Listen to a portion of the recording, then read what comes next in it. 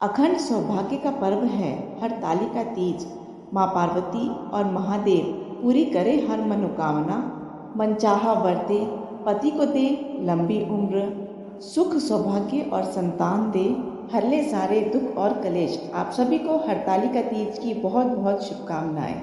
आज की वीडियो में आप जानने वाले हैं हरताली का तीज की पूजा विधि के बारे में कि किस प्रकार इसमें पूजा की जाती है, कितनी बार पूजा की जाती है, इस पूजा का विधान क्या है, कौन सी बातें आपको इस दिन ध्यान में ज़रूर रखनी चाहिए। अगर किसी महिला को इस दिन पीरियड्स हो जाते हैं तो पीरियड्स में आप किस तरह से पूजा कर सकते हैं और इस व्रत का पारण कब किया जाता है, ये सारी बातें आप इस वीडियो में आज जानेंगे।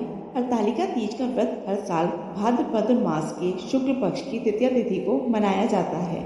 मान्यता है कि माता पार्वती ने कठिन तपस्या के बाद भगवान शिव को इसी दिन पति रूप में प्राप्त किया था। महादेव ने इसी दिन माता पार्वती को अपने पत्नी के रूप में स्वीकार किया था।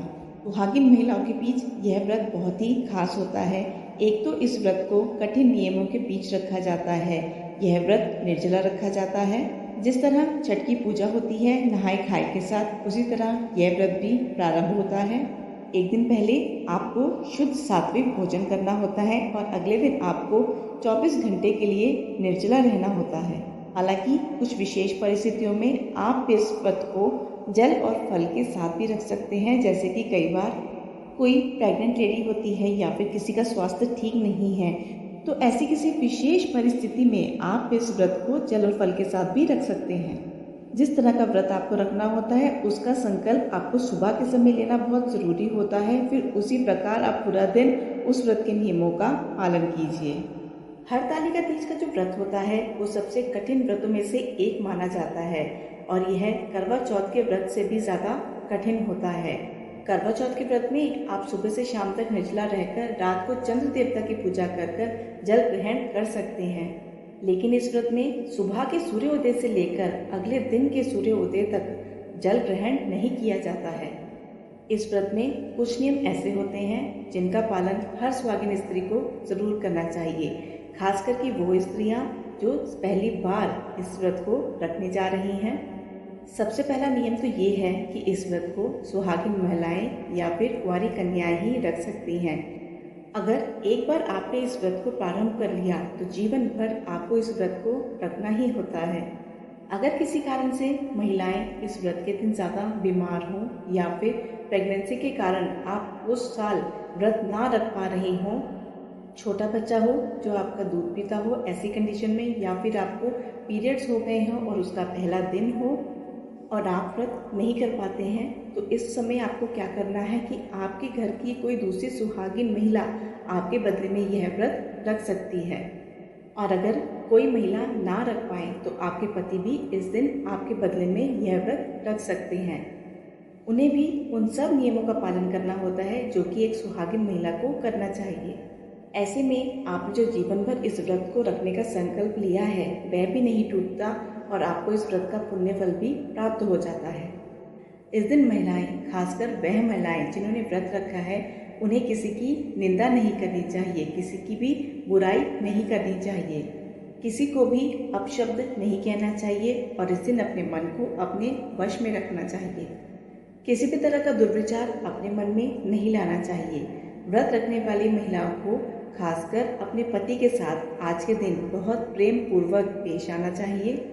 उनकी पसंद का भोजन आज के दिन आप उनको बनाकर दें, उनको बहुत सम्मान दें। हालांकि आपको यह सम्मान हमेशा ही देना चाहिए क्योंकि यह व्रत सुहाग से जुड़ा होता है। अपने पति की बात माननी चाहिए, उनकी इच्छाओं का सम्मान करना चाहिए। आज के दिन कोशिश करें कि आपके घर में किसी प्रकार का कोई झगड़ा, कोई कलेश ना हो, किसी का भी अपमान ना हो और आपके घर में बड़े बुजुर्ग हैं तो आज के दिन विशेष तौर पर उनके पैर छूकर आपको अपना यह व्रत आरंभ करना चाहिए और उनसे आशीर्वाद भी लेना चाहिए।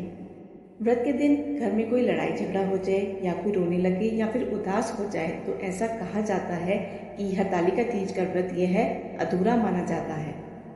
ऐसा इसलिए कि घर में कलह कलेश अशांति होने के कारण भगवान शिव भी नाराज हो जाते हैं।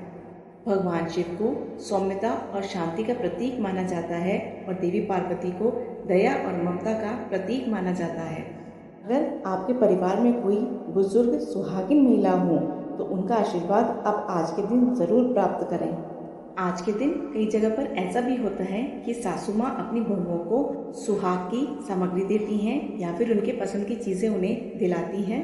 तो आपको जो भी कुछ मिलता है आज के दिन उपहार स्वरूप, आपको उसके लिए अपने मन में कोई नाराज़गी नहीं रखनी है। आपको उसे बहुत श्रद्धापूर्वक, बहुत ही प्रेम और सम्मान के साथ उसे स्वीकार करना चाहिए, भले वे वस्तु आपको पसंद आए या ना आए। अगर आपकी कोई सुहाग की सामग्री टूटी है, खराब हो गई है या फिर आप उसे यूज़ नहीं करते हैं तो उसे भूले से भी आज के दिन बिल्कुल भी ना फेंके। आप किसी और दिन उसे ज़रूर फेंक सकते हैं या उसको जो भी आपको करना है उसे कर सकते हैं, लेकिन हरतालिका तीज के दिन अपनी सुहाग की सामग्री को बिल्कुल भी फेंकना नहीं चाहिए। जो व्रत आपके सुहाग से जुड़ा हो, आपके पति की लंबी आयु से जुड़ा हो, तो उस दिन आपको भूले से भी ऐसा काम नहीं करना चाहिए। व्रती महिलाओं को जहाँ तक हो सके दिन के समय भी सोने से बचना चाहिए। दिन के समय सोने से भी यह व्रत अधूरा रह जाता है। बहुत विशेष परिस्थितियाँ ऐसी हो जाती हैं कि आपकी तबीयत बहुत खराब है और फिर भी आपने यह व्रत रखा है, तो उस समय में आप दोपहर में कुछ समय के लिए आराम कर सकते हैं। अपनी अपनी मान्यताओं के अनुसार जो भी भगवान को भोग इस दिन लगाया जाता है वह उन्हें ज़रूर लगाएं और इस दिन माता पार्वती के लिए सुहाग की सामग्री ज़रूर लाएं, क्योंकि इस व्रत के दिन माता पार्वती को सुहाग की सामग्री अर्पित की जाती है और सिंजारा दिया जाता है। यह कुछ ज़रूरी नियम हैं जिनका आपको इस दिन ध्यान रखना है। वो जो भी आपको सुहाग की सामग्री इस दिन सिंजारे में देनी है, बायने में देनी है, उसे आप एक दिन पहले ही ला कर रख लें ताकि आपको व्रत के दिन ज़्यादा भागदौड़ ना करनी पड़े। अगर आप इस व्रत को निर्जला रख रहे हैं तो कोशिश करें कि हर पूजन सामग्री आप एक दिन पहले ही लाकर रख लें। जो ताज़ी चीज़ें आपको अर्पित करनी होती हैं बस उन्हीं को आपको आज के दिन के लिए छोड़ देना चाहिए। आज के दिन भगवान शिव को बेलपत्र, भांग, धतूरा, अंगोछा, वस्त्र अर्पित करना चाहिए और माता पार्वती को लाल फूल उनका अच्छे से श्रृंगार करके जो भी श्रृंगार की सामग्री है जैसे बिंदी, चूड़ी, काजल, मेहंदी, सिंदूर, चुनरी, नथ, पायल, बिछिए, मंगलसूत्र, इनके अलावा जो जो सामग्री आप आज के दिन रखना चाहें वह सब सामग्री आप माता पार्वती के सामने रख सकते हैं। आज के दिन एक सिंदूरा भी बनाया जाता है जिसमें रखकर आपको माता पार्वती की मांग में 7 बार सिंदूर भरना होता है। तीज की पूजा जो होती है वह विशेष समय में होती है और वो विशेष समय होता है प्रदोष काल का समय। प्रदोष काल का समय सूर्यास्त से 45 मिनट पहले का और 45 मिनट बाद का माना जाता है। इसी शुभ मुहूर्त में शाम की पूजा अवश्य करें। शाम की पूजा करने से पहले एक बार फिर से आप स्नान आदि से निवृत्त होकर साफ स्वच्छ कोरे वस्त्र पहनकर ही पूजा करें और जब फिर ये वस्त्र हैं पूजा करने के बाद आप इन्हें उतार कर रख दें तो अगले दिन सुबह आपको जब पूजा करनी होती है तब आप इन्हीं वस्त्रों को पहनकर पूजा करें और अपना उपवास तोड़ें। लेकिन अगले दिन जब आप इन्हीं वस्त्रों को फिर से धारण करेंगे तो अपने ऊपर और अपने वस्त्रों पर गंगा जल छिड़क कर एक बार इन्हें पवित्र कर लें। उसके बाद आपको जो भी विसर्जन करना है, जो भी पारण करना है वह आपको कर लेना चाहिए। आज की पूजा में चौकी स्थापित करके आपको भगवान गणेश की, भगवान शिव की और माता पार्वती की बालू की या मिट्टी की मूर्तियां बनाकर रखनी चाहिए और इन्हीं मूर्तियों का पूजन तीज के व्रत में किया जाता है। सबसे अनिवार्य नियम होता है कि आज के दिन आपको खुद से मिट्टी या बालू की मूर्तियां बनानी चाहिए। आपको नदी या पोखर आदि के किनारे पर यह मिट्टी मिल जाएगी। मिट्टी में आप गंगा जल मिलाकर इस मिट्टी को शुद्ध ज़रूर कर लें।